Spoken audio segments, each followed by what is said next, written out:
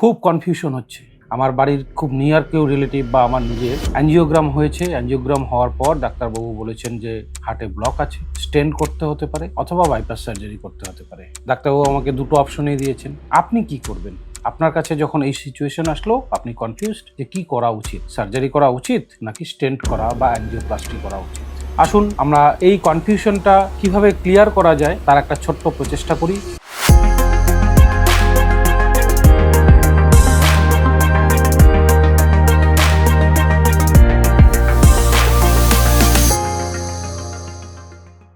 নমস্কার, আমি doctor Dhiraj Barman, chief cardiac consultant, Vivacity multi speciality hospital.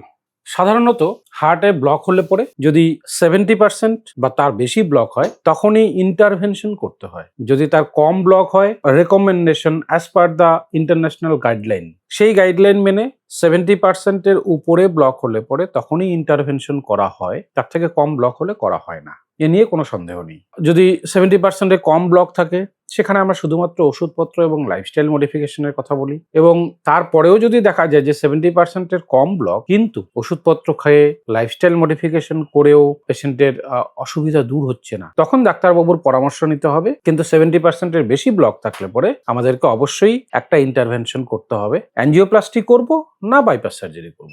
সাধারণত যদি একটা ছোট ব্লক থাকে, একটা বা দুটো ব্লক আছে এবং ব্লকের দৈর্ঘ্যটা খুব কম আছে এবং এটা একটা কমপ্লেক্স অ্যানাটমিক্যাল লোকেশনটা কমপ্লেক্স নয়, মানে যেখানে একটা আর্টারি বাইফার্কেট করছে ঠিক সেইখানে ব্লক রয়েছে, অথবা আর্টারিটা এমন ভাবে ব্লকড হয়েছে যেটা কিনা কমপ্লিটলি ব্লক, যার ভিতর দিয়ে ওয়্যার পাস করিয়ে স্টেন্ট করানো মুশকিল আছে, এই ধরনের সিচুয়েশন যদি না হয়ে থাকে তাহলে স্টেন্ট করানোই ভালো। কিন্তু বিশেষ বিশেষ পরিস্থিতিতে যেখানে স্টেন্ট করানো মুশকিল আছে, মুশকিল বলতে অনেকগুলো স্টেন্ট দিতে হতে পারে, অনেকটা লম্বা জায়গা জুড়ে কমপ্লিটলি ব্লক রয়েছে, বাইফার্কেশনে ব্লক রয়েছে, যেখানে কিনা একটা স্টেন্ট দিলে অন্য একটা আর্টারি যেটা কিনা মেজর সাইজের আর্টারির মতোই সেটা ব্লক হয়ে যাওয়ার সম্ভাবনা থাকবে, সেই সমস্ত ক্ষেত্রে আমরা বাইপাস সার্জারির কথা বলে থাকি। এই ধরনের কোনো সমস্যার সম্মুখীন হলে সাধারণত ইকোকার্ডিওগ্রাফি করে এই ধরনের সমস্যার ডায়াগনোসিস হয়ে থাকে। আপনারা ভিভাসিটিতে আসতে পারেন। ভিভাসিটিতে কার্ডিওলজি এবং কার্ডিয়াক সার্জারি টিম সবসময় অ্যাভেলেবেল রয়েছে। সেই সঙ্গে আমাদের এখানে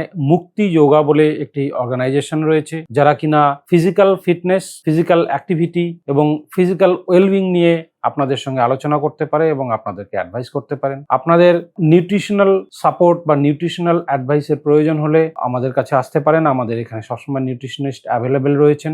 হেলদি ডায়েট নিয়ে আপনার কোনো প্রশ্ন থাকলে বা আপনার জানার প্রয়োজন হলে পরে আপনি আসতে পারেন। আর ডেসক্রিপশন বক্সে আমাদের একটা লিঙ্ক রয়েছে, সেই লিঙ্কে ক্লিক করলে এই বিষয়ে আপনাদের কোনো প্রশ্ন থাকলে সেই প্রশ্নের উত্তর নিয়ে আমাদের টিম আপনাদের সঙ্গে যে কোনো সময় যোগাযোগ করতে পারে। নমস্কার, সবাই সুস্থ থাকুন, ভালো থাকুন।